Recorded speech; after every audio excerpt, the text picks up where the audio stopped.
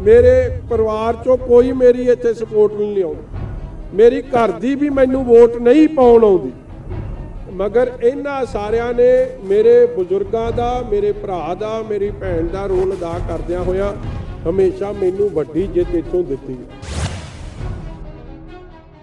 मेरे खिलाफ भी कांग्रेस ने शरारत की कि इलैक्शन ना लड़ सके,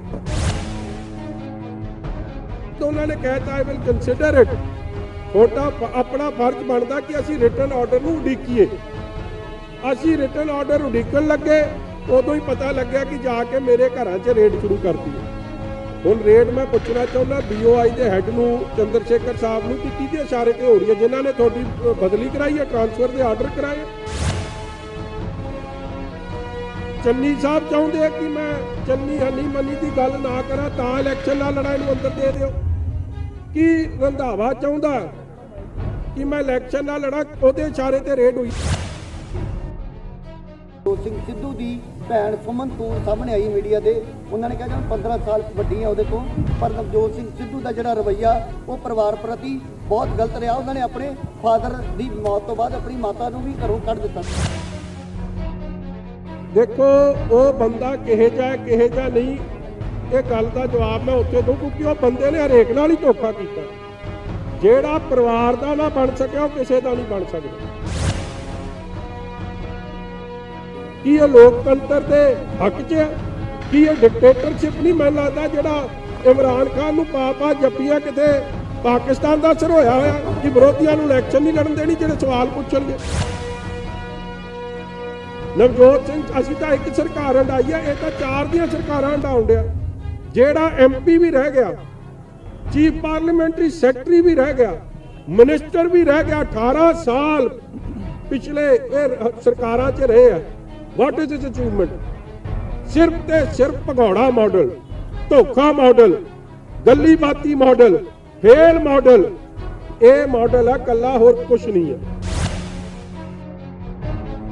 आप इस बी टीम ऑफ कांग्रेस और मजीठे हल्के च वेखण नूं फिर रहा 40 साल का कांग्रेसी उम्मीदवार आप दा कैंडीडेट है ते ओदा भरा, जिन्हां ने रज के पिछले 5 साल मजीठे नूं पछाड़िया।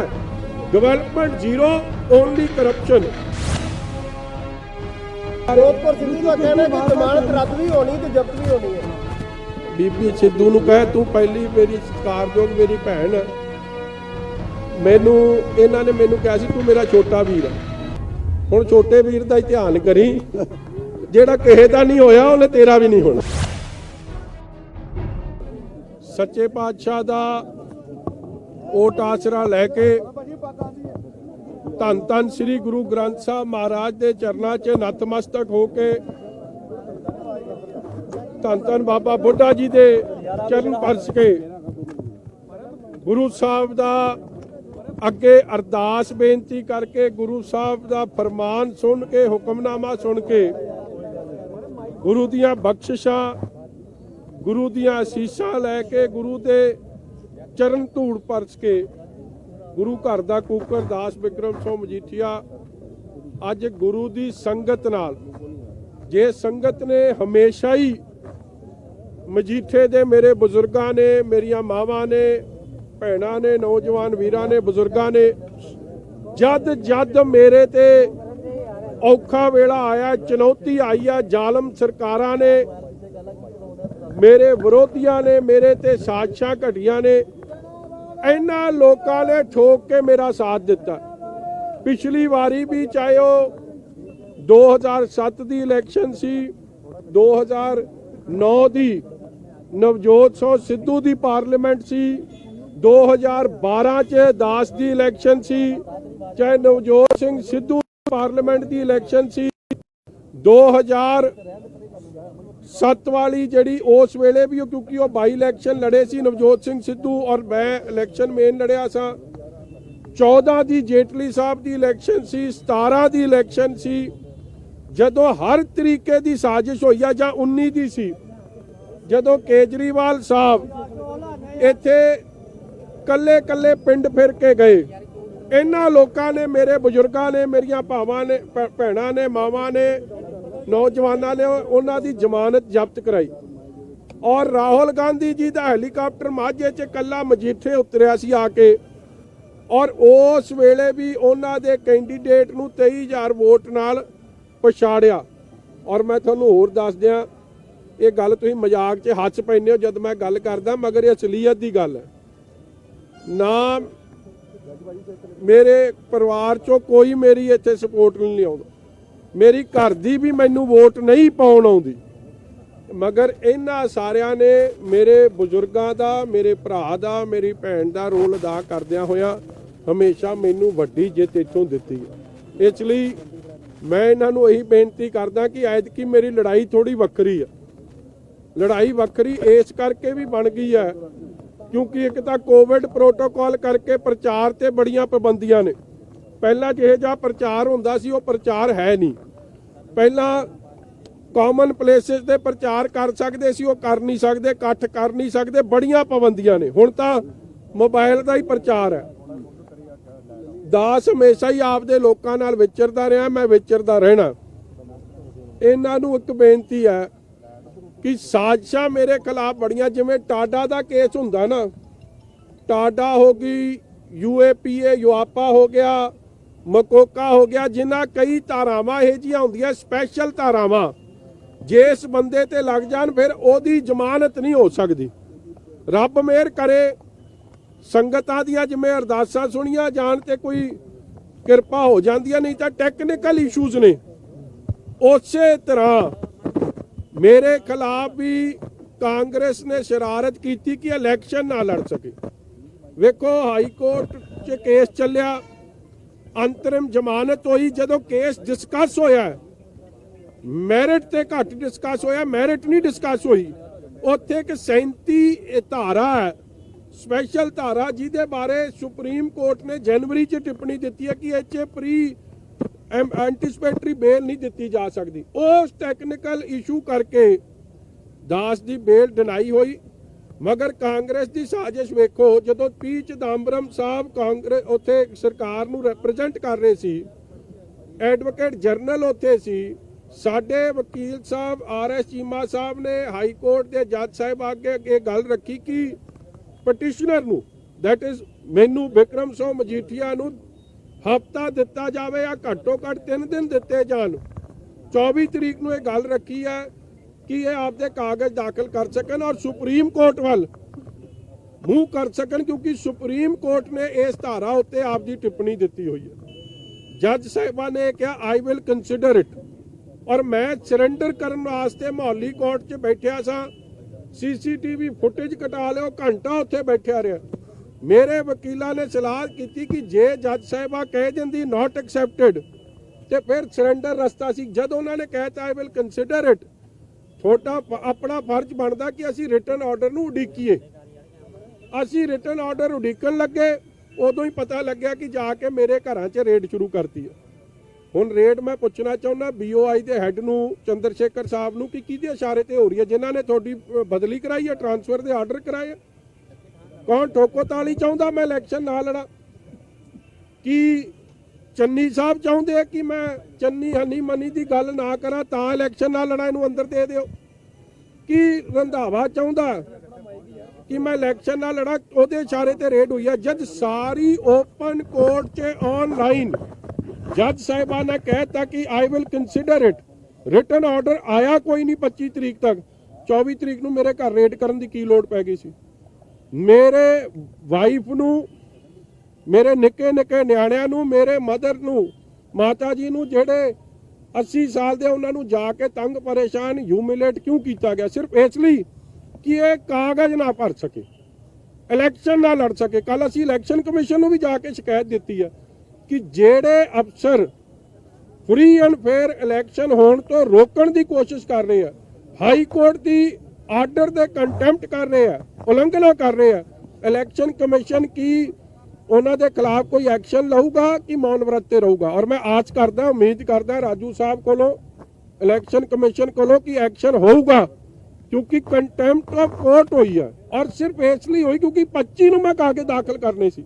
ਇਹਨਾਂ ਨੂੰ ਐ ਹੋ ਗਿਆ ਕਿ ਇਹ ਤੇ ਇਹਨੂੰ ਪਹਿਲਾਂ ਹੀ ਫੜ ਲਓ, ਅੰਦਰ ਦੇ ਦਿਓ ਤੇ ਨਾ ਇਲੈਕਸ਼ਨ ਲੜਨ ਜੋਗਾ ਰਵੇ, ਨਾ ਇਹ ਕਾਗਜ਼ ਭਰਨ ਜੋਗਾ ਰਵੇ। ਇਹ ਤਾਂ ਤੁਹਾਡੀ ਇੱਕ ਪਾਸੇ ਭੈਣ ਜੀ ਨੇ ਇੱਕ ਬਹੁਤ ਵੱਡਾ ਬਿਆਨ ਦਿੱਤਾ ਕਿ ਜੇਕਰ ਮੇਰੇ ਭਰਾ ਨੇ ਕੋਈ ਇਹੋ ਜਿਹੀ ਸ਼ਮੂਲੀਅਤ ਹੈ ਉਹਦਾ ਕੱਖ ਨਾ ਰਵੇ। ਦੂਸਰੇ ਪਾਸੇ ਅੱਜ ਨਵਜੋਤ ਸਿੰਘ ਸਿੱਧੂ ਦੀ ਭੈਣ ਸੁਮਨ ਤੂਰ ਸਾਹਮਣੇ ਆਈ ਮੀਡੀਆ ਦੇ, ਉਹਨਾਂ ਨੇ ਕਿਹਾ ਕਿ ਮੈਂ 15 ਸਾਲ ਵੱਡੀ ਹਾਂ ਉਹਦੇ ਤੋਂ, ਪਰ ਨਵਜੋਤ ਸਿੰਘ ਸਿੱਧੂ ਦਾ ਜਿਹੜਾ ਰਵੱਈਆ ਉਹ ਪਰਿਵਾਰ ਪ੍ਰਤੀ ਬਹੁਤ ਗਲਤ ਰਿਹਾ। ਉਹਨਾਂ ਨੇ ਆਪਣੇ ਫਾਦਰ ਦੀ ਮੌਤ ਤੋਂ ਬਾਅਦ ਆਪਣੀ ਮਾਤਾ ਨੂੰ ਵੀ ਘਰੋਂ ਕੱਢ ਦਿੱਤਾ ਸੀ, ਉਹਨਾਂ ਨੇ ਗੱਲ ਕਹੀ ਹੈ। ਇਦਾਂ ਦੇ ਬਿਆਨ ਸਾਹਮਣੇ ਆਏ ਜੀ ਉਹਨਾਂ ਦੇ। ਦੇਖੋ ਮੈਂ ਹਾਲੇ ਨਾ ਮੈਂ ਈਸਟ 'ਚ ਜਾ ਕੇ ਕਰੂੰ ਇਹ ਟਿੱਪਣੀ ਨਾ ਮੈਂ ਖੜ ਜਾ ਯਾਰ ਗਗਨ ਜੀ ਤੈਨੂੰ ਵੀ ਸੁਮਿਤ ਵਾਲੀਆਂ ਆਦਤਾਂ ਪੈ ਗਈਆਂ। ਇਹ ਦੇਖੋ ਉਹ ਬੰਦਾ ਕਿਹੇ ਜਾ ਨਹੀਂ, ਇਹ ਗੱਲ ਦਾ ਜਵਾਬ ਮੈਂ ਉੱਥੇ ਦੂੰ ਕਿਉਂਕਿ ਉਹ ਬੰਦੇ ਨੇ ਹਰੇਕ ਨਾਲ ਹੀ ਧੋਖਾ ਕੀਤਾ। ਜਿਹੜਾ ਪਰਿਵਾਰ ਦਾ ਨਾ ਬਣ ਸਕਿਆ ਉਹ ਕਿਸੇ ਦਾ ਨਹੀਂ ਬਣ ਸਕਦਾ। ਔਰ ਇਹੀ ਕੰਮ ਇਹ ਹਲਕੇ ਦੇ ਲੋਕਾਂ ਨੇ ਵੀ, ਉਹ ਇੱਕ ਦਿਨ ਦੀ ਪ੍ਰਚਾਰ ਲਈ ਆਉਂਦਾ ਸੀ ਇੱਥੇ, 1 ਰੁਪਈਆ ਨਹੀਂ ਇੱਥੇ ਉਹਦਾ ਖਰਚ ਹੋਣ ਦਿੱਤਾ। 2 ਰੈਲੀਆਂ ਨੂੰ ਸੰਬੋਧਨ ਕਰਦਾ ਸੀ, ਇੱਥੋਂ 20-22 ਹਜ਼ਾਰ ਤੋਂ ਜਿੱਤ ਕੇ ਜਾਂਦਾ ਸੀ ਤੇ ਮੁੜ ਕੇ ਪੁੱਛਿਆ ਕਦੇ ਹਾਲ ਇਹਨਾਂ ਲੋਕਾਂ ਦਾ। ਔਰ ਹਾਲ ਤਾਂ ਕੀ ਪੁੱਛਣਾ ਸੀ, ਜੇ ਕੋਈ ਕੰਮ ਕਰਾਉਣ ਘਰੇ ਚਲੇ ਜਾਂਦਾ ਉਹਨੂੰ ਚਾਹ ਤੱਕ ਨੇ ਗੇਟ ਨਹੀਂ ਵੜਨ ਦਿੰਦੇ ਅੰਦਰ, ਚਾਹ ਤਾਂ ਦੂਰ ਦੀ ਗੱਲ ਹੈ। ਔਰ ਆ ਸਾਡੇ ਐਕਸ-ਐਮਐਲਏ ਸਾਹਿਬ ਨੇ ਇਹ ਦੱਸ ਦੇਣਗੇ ਕੀ ਕਹਿੰਦਾ ਸੀ ਜੀ। ਉਹ ਕਹਿੰਦਾ ਸੀ ਵੀ ਏਡੀ ਵੱਡੀ ਲੀਡ ਜੋ ਮੈਨੂੰ ਬੇਕਰਵਾਂ ਤੋਂ ਮੇਰੇ ਆਪਣੇ ਚੰਮ ਦੀਆਂ ਜੁੱਤੀਆਂ ਮੇਰੇ ਤੇਰਾ ਸਾਰੀ ਉਮਰ ਨਹੀਂ ਦੇਂਦੇ। ਅੱਜ ਕਵਰਿੰਗ ਉਮੀਦਵਾਰ ਮੈਂ ਇੱਕ ਜਿਹੜੀ ਅਗਲੀ ਗੱਲ ਕਰਦਾ ਜੀ, ਜੇ ਆਨਰੇਬਲ ਸੁਪਰੀਮ ਕੋਰਟ 'ਚ ਵੀ ਕੀ ਹੋਇਆ ਵੇਖੋ, ਅਸੀਂ ਕਿਉਂਕਿ ਸਮਾਂ ਘੱਟ ਸੀ ਸਾਡੇ, ਇਹ ਬੜੀ ਗੱਲ ਸੁਣਨ ਵਾਲੀ ਹੈ। ਸਾਜ਼ ਵੇਖੋ ਕਿਸ ਤਰ੍ਹਾਂ ਦੀ ਚੱਲ ਰਹੀ ਹੈ ਕਿ ਇਲੈਕਸ਼ਨ ਨਾ ਲੜ ਸਕੇ। ਸੁਪਰੀਮ ਕੋਰਟ 'ਚ ਅਸੀਂ ਆਪ ਸਾਡੇ ਜਿਹੜੇ ਸੀਨੀਅਰ ਐਡਵੋਕੇਟ ਸਾਹਿਬ ਨੇ ਮੁਕੁਲ ਰੋਹਤਗੀ ਜੀ, ਉਹ ਆਪ ਚੀਫ ਜਸਟਿਸ ਆਫ ਇੰਡੀਆ ਅੱਗੇ ਪੇਸ਼ ਹੋਏ ਕਿ ਸਾਡੀ ਇਹ ਅਰਜੈਂਸੀ ਹੈ, ਸਾਡੀ ਗੱਲ ਸੁਣੀ ਜਾਵੇ।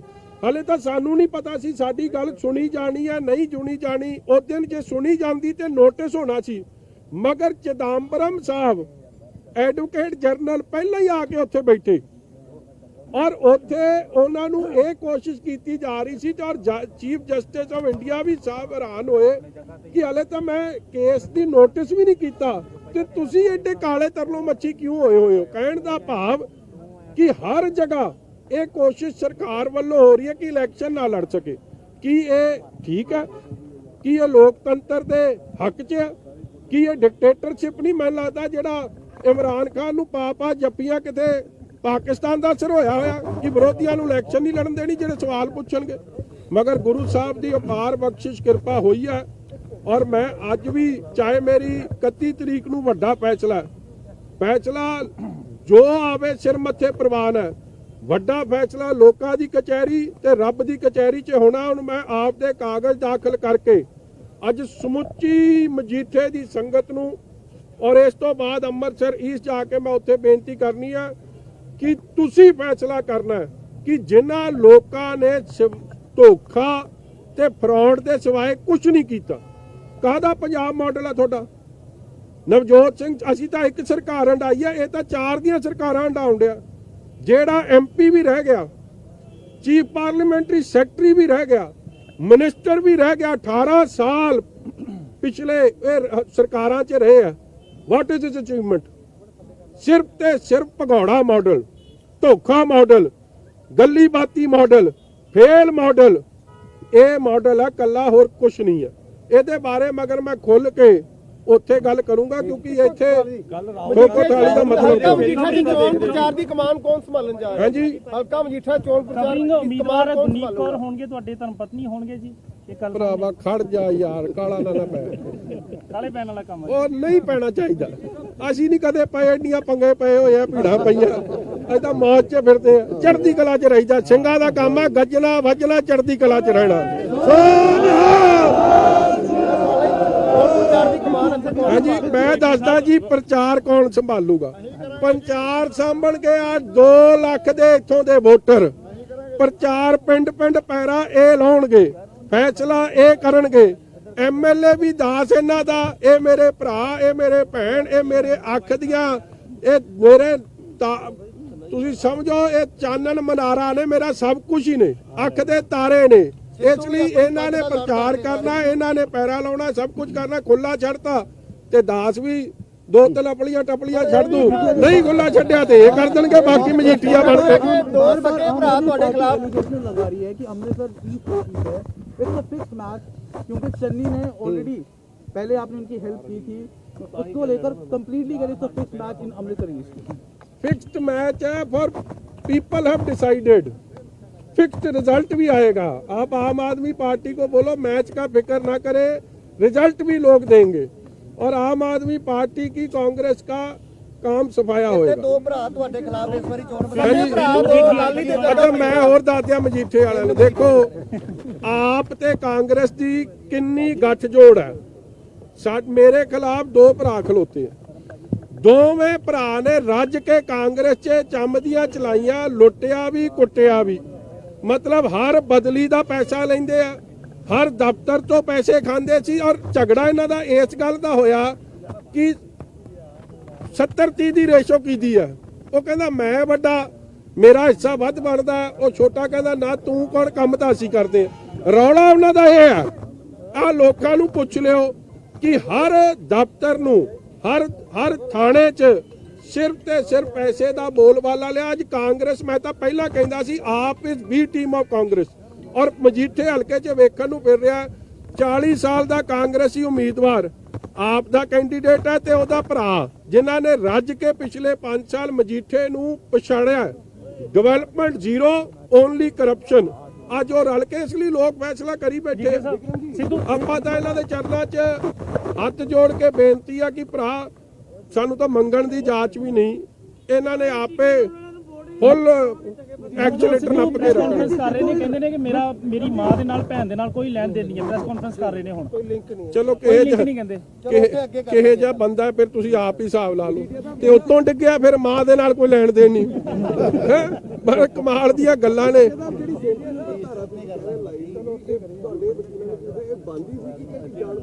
ਉਹ ਭਰਾਵਾ ਮੈਂ ਤੁਹਾਨੂੰ ਗੱਲ ਦੱਸਾਂ, ਜਿਹੜੀਆਂ ਧਾਰਾਵਾਂ ਮੇਰੇ ਤੇ ਲਾਤੀਆਂ ਨਾ ਉਹ ਬਣਦੀਆਂ ਹੀ ਨਹੀਂ। ਔਰ ਦੂਜੀ ਗੱਲ, ਜੇ ਧਾਰਾ ਕਿਸੇ ਤੇ ਬਣਦੀ ਹੈ ਤੇ ਟੇਪ ਆਈ ਹੈ ਸਿਧਾਰਥ ਚਟੋਪਾਧਿਆ ਦੀ ਕਿ ਉਹ ਪੀਓ ਨਾਲ ਬੈਠਿਆ, ਪੀਓ ਨਾਲ ਇਲੀਗਲ ਤਰੀਕੇ ਨਾਲ ਲੋਕਾਂ ਨੂੰ ਫੜਨ ਦੀ ਗੱਲ ਕਰ ਰਿਹਾ, ਫੇਕ ਰਿਕਵਰੀ ਦੀ ਗੱਲ ਕਰ ਰਿਹਾ, ਇਲੀਗਲ ਡਿਟੈਂਸ਼ਨ ਦੀ ਗੱਲ ਕਰ ਰਿਹਾ। ਇੱਕ ਘਰ ਨੂੰ ਕਿਰਾਏ ਤੇ ਲੈ ਕੇ ਕਹਿ ਰਿਹਾ ਕਿਰਾਇਆ ਮੈਂ ਦੂੰਗਾ। ਬਣਦੀਆਂ ਤੇ ਧਾਰਾਵਾਂ ਉੱਤੇ ਨੇ ਕਿ ਜਿਹੜਾ ਹਾਈ ਕੋਰਟ ਦਾ ਪੀਏ ਹੋਵੇ ਉਹ ਤੇਰੇ ਕੋਲ ਕੀ ਕਰਦਾ ਸੀ, ਔਰ ਤੂੰ ਉਹਨੂੰ ਬੇਟਾ ਬੇਟਾ ਕਰਕੇ ਉਹਦੇ ਆਖੇ ਪੁਲਿਸ ਵਾਲਿਆਂ ਦੀ ਬਦਲੀ ਕਰੀ ਜਾ ਰਿਹਾ। ਸਿੱਧੂ ਦਾ ਕਹਿਣਾ ਕਿ ਜ਼ਮਾਨਤ ਰੱਦ ਵੀ ਹੋਣੀ ਤੇ ਜ਼ਬਤ ਵੀ ਹੋਣੀ ਹੈ। ਬੀਬੀ ਸਿੱਧੂ ਨੂੰ ਕਹੇ ਤੂੰ ਪਹਿਲੀ ਮੇਰੀ ਸਤਿਕਾਰਯੋਗ ਮੇਰੀ ਭੈਣ ਹੈ। ਮੈਨੂੰ ਇਹਨਾਂ ਨੇ ਮੈਨੂੰ ਕਿਹਾ ਸੀ ਤੂੰ ਮੇਰਾ ਛੋਟਾ ਵੀਰ ਆ। ਹੁਣ ਛੋਟੇ ਵੀਰ ਦਾ ਹੀ ਧਿਆਨ ਕਰੀ, ਜਿਹੜਾ ਕਿਸੇ ਦਾ ਨਹੀਂ ਹੋਇਆ ਉਹਨੇ ਤੇਰਾ ਵੀ ਨਹੀਂ ਹੋਣਾ।